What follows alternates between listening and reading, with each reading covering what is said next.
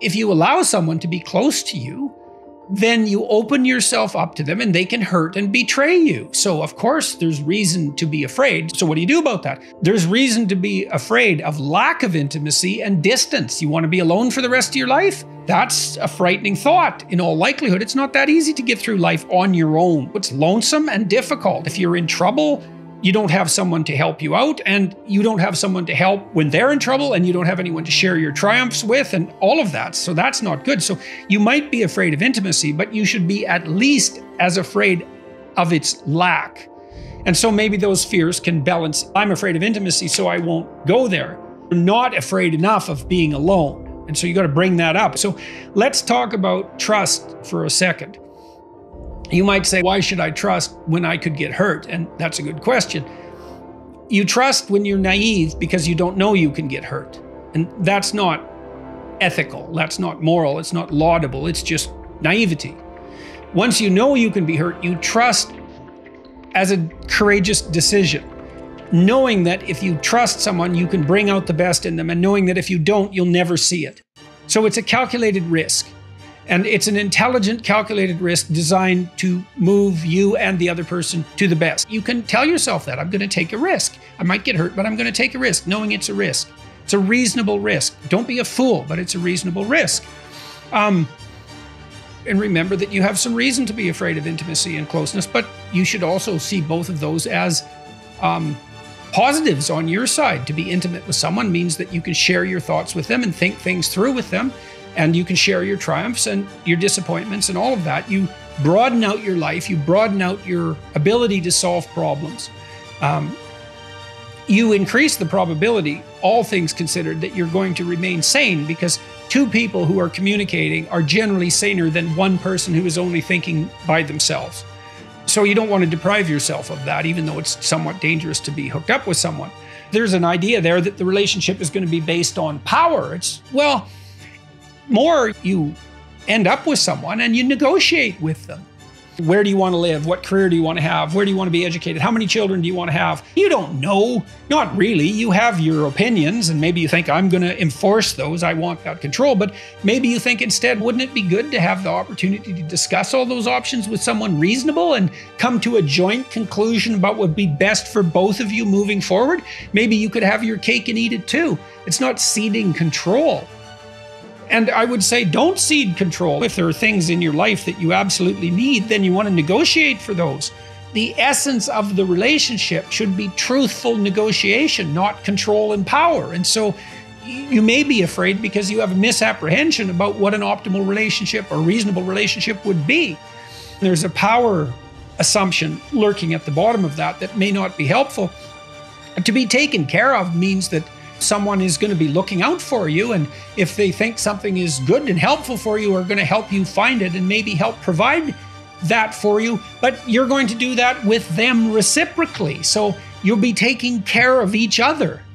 And that should be a positive thing on both fronts. I know that's idealistic and it's never perfect, and there is power struggles in a relationship, but that doesn't mean that the power dynamic is the basis for the relationship. One thing that you should really strive to do when you enter a romantic relationship is not to avoid conflict, not to pretend that you're something other than you are, because then you won't cede control and you won't fall prey to a pathological power dynamic. That often happens when people hide themselves because they don't trust, and then they don't get what they want because how could they've never expressed it, and then the other person dominates them because they've never expressed any of their own desires. Confer with yourself. A very useful marker for that is resentment. If you're in a relationship with someone and you feel resentment climbing up on you, that's an indication of one of two things. You're either immature and unwilling to make the sacrifices necessary for the relationship or to negotiate fairly within the relationship, and then you should mature out of that as fast as you possibly can, and maybe you can do that through dialogue with your partner. Or the resentment might mean that you are in fact being taken advantage of and that you have something to say. If resentment pops up, find out whether you're immature or being oppressed, and if it's the latter, then you have something to say, to enter into a negotiation. And the negotiation should be that you both get something better than either of you would have had if you were separate. Now, sometimes it's a zero-sum game and only one person can win the negotiation. That's suboptimal, and it certainly isn't the typical pattern for a good negotiation. The next thing I would say is one step at a time. You don't have to do this any faster than you want to. Maybe you meet online. What do you do first? You email each other. When you talk about trivial things to begin with, just to see if the other person can even talk, and then you start sharing something, and when you do that, you see if the other person shares something of about equivalent emotional significance, and then maybe you share something deeper and see if they do the same in return, and you test each other out in writing. Maybe you exchange photographs, and you see if you're curious and interested. Then maybe you meet for coffee in the middle of the afternoon in a well-lit location where there's lots of other people around. And you check the person out and you have a conversation and you see if you like them and if there's some attraction and if there's some curiosity. And then maybe you go to a movie and you see if you decide which movie or if he decides which movie, and whether that can be negotiated about, and whether you respond the same way, and whether you have anything to talk about afterwards. And maybe that's all you do. And so if you're afraid, don't bite off more than you can chew. You can adjust the rate at which the relationship progresses. And I would say that to all the women who are listening, slow the hell down. You think that if you don't allow the relationship to proceed sexually, say at a very rapid rate, you're going to lose the interest of the guy. If that's the case, then lose it, because it's not worth it.